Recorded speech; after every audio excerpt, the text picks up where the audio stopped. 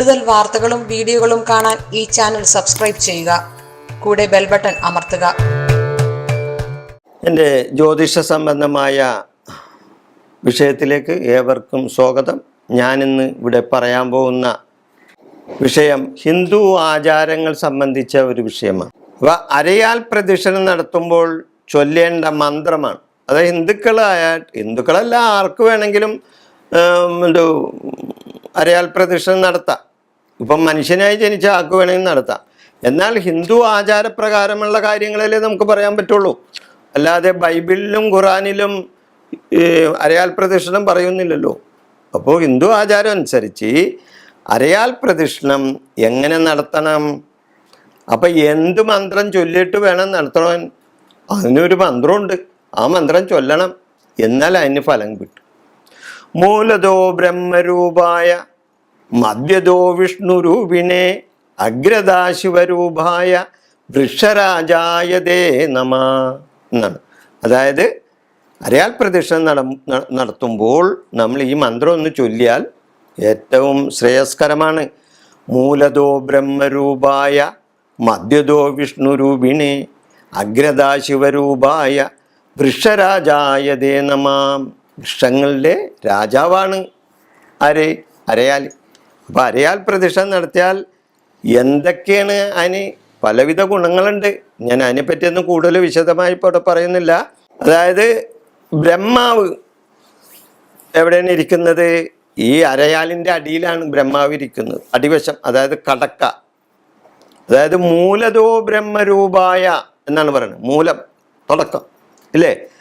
അപ്പം അടിവശം ബ്രഹ്മാവാണ്. മൂലതോ ബ്രഹ്മരൂപായ മധ്യത്തിൽ വിഷ്ണുവാണ്. മധ്യതോ വിഷ്ണു രൂപിണെ എന്നാണ് പറയണത്, ഇല്ലേ? ശ്ലോകം അതാണല്ലോ പറയണത്. അപ്പം മധ്യത്തിൽ വിഷ്ണുവാണ്. അഗ്രതാ ശിവരൂപായ. അരയാലിൻ്റെ അഗ്രത്തിൽ ആരാണ് ഇരിക്കുന്നത്? ശിവനാണ്, ഇല്ലേ? ശിവൻ, അഗ്രത്തിൽ ശിവൻ. അപ്പം ഈ ബ്രഹ്മം, വിഷ്ണു, മഹേശ്വരൻ, ഈ മൂന്ന് പേരും ഈ അരയാലിൽ കുടികൊള്ളുന്നുണ്ട്. ഇവർ മൂന്ന് പേരും കൂടിയാണ് ഈ അരയാലിൽ ഇരിക്കുന്നത്. അപ്പോൾ ഇവരെ മൂന്ന് പേരും വണങ്ങണേന് തുല്യമാണ് അരയാലൊന്ന് ചുറ്റി ഈ മന്ത്രം ചൊല്ലിയാൽ. ആലിന് എത്ര പ്രദക്ഷിണം വെക്കണം? 7 പ്രദക്ഷിണം വെക്കണം ആലിന്. ആൽ പ്രദക്ഷിണം കൊണ്ട് എന്താണ് ഗുണം? അതുണ്ടല്ലോ. ചില ആൾക്കാർ ചോദിക്കും, ഈ ആലിന് പ്രദക്ഷിണം വെച്ചാൽ എന്താ ഗുണമെന്ന്.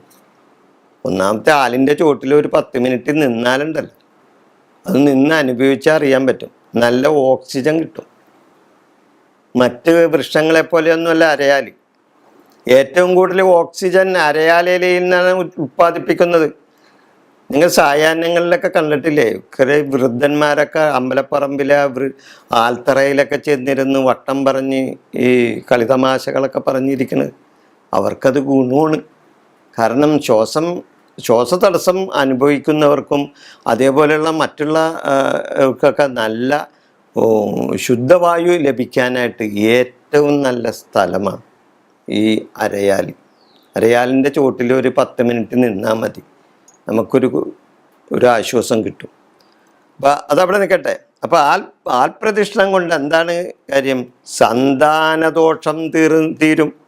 നമുക്ക് സന്താന സംബന്ധമായ എന്തെങ്കിലും ദോഷങ്ങളുണ്ടെങ്കിൽ അരയാലിന് പ്രദക്ഷിണം ചെയ്താൽ മതി. അരയാൽ പ്രദക്ഷിണത്തോടുകൂടി നമ്മുടെ സന്താന ദോഷം തീരും. സന്താനങ്ങളില്ലാത്തവർക്ക് അരയാൽ പ്രദക്ഷിണം നടത്തിയാൽ സന്താനങ്ങളുണ്ടാകും. കാരണം 3 പേരാണല്ലോ അവിടെ ഇരിക്കുന്നത്, ഇല്ലേ? ആ 3 പേരെ വണങ്ങിയാൽ നമുക്ക് അതിൻ്റെ ഗുണമുണ്ടാവും. അപ്പം സന്താന ഗുണമുണ്ടാകും. മക്കളില്ലാത്തവർക്ക് മക്കൾ ജനിക്കും. ശനി ദോഷങ്ങൾ തീരും. ഇപ്പം 7 ശനി, കണ്ടകശനി, ജന്മശനി, അഷ്ടമശനി എന്നിങ്ങനെ ശനി ഗോചരവശാൽ നമ്മളൊക്കെ, അതുപോലെ ജാതകത്തിലെ ശനി, ഇതെല്ലാം അനുഭവിക്കുന്നവരെ ഒന്ന് ഈ ആൽമര പ്രദക്ഷിണം ഒന്ന് നടത്തി നോക്ക്. നിങ്ങളുടെ ശനി ദോഷങ്ങൾ തീരും ഈ ആൽമര പ്രദക്ഷിണം നടത്തിയാൽ. ആൽമര ചുവട്ടിലിരുന്നാൽ ശരീരത്തിനും മനസ്സിനും നല്ല പോലെ പോസിറ്റീവ് ഊർജവും സുഖവും കിട്ടും. അത് ഞാൻ നേരത്തെ പറഞ്ഞല്ലോ, ഇല്ലേ?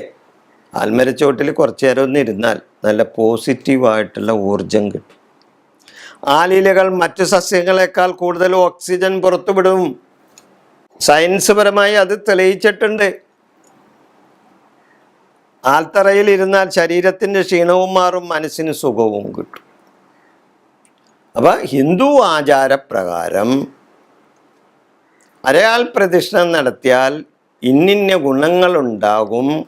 അതോടൊപ്പം തന്നെ ഈ മന്ത്രവും ചൊല്ലി പ്രദക്ഷിണം നടത്തിയാൽ ഏറ്റവും ശ്രേയസ്കരമാണ്. ഈ വിഷയം ഞാനിവിടെ അവസാനിപ്പിക്കുന്നു. നിങ്ങൾക്ക് നന്ദി, നമസ്കാരം.